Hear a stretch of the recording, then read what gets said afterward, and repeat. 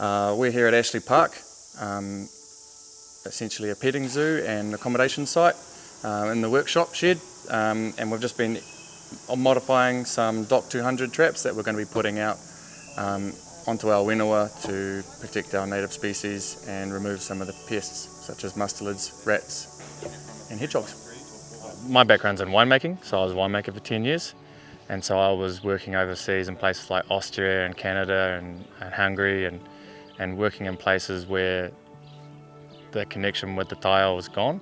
That what we've got left is so special, and we are taking it for granted, and it is declining.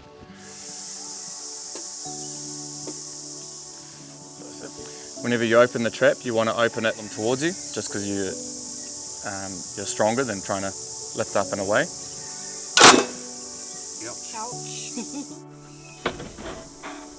So fortunately today we've got two lovely assistants in Ainsley and Rawiri, and we've just arrived to Lake Wyo, which is within our Ngā Rauru just east of Waverley.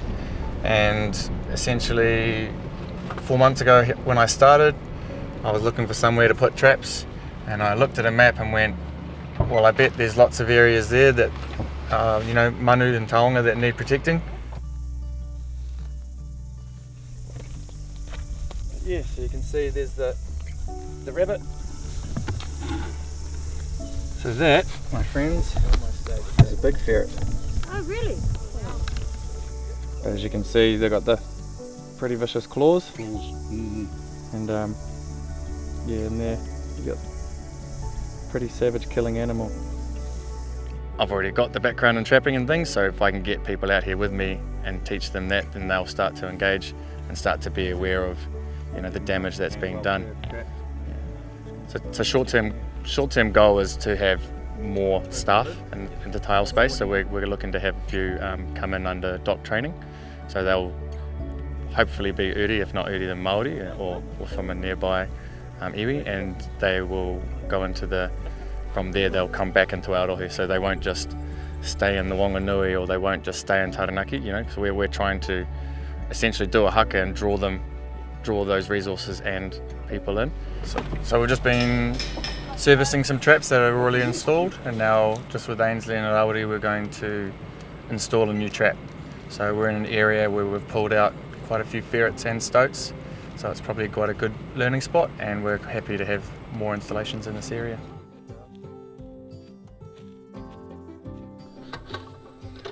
Flush back with that square, which I think it is. Yep. That's it? That's it. Happy with that?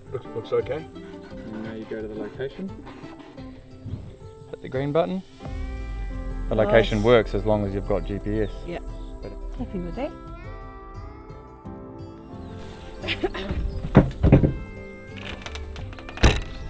To do nothing, well, even to keep doing what we were doing, we'll lose countless species.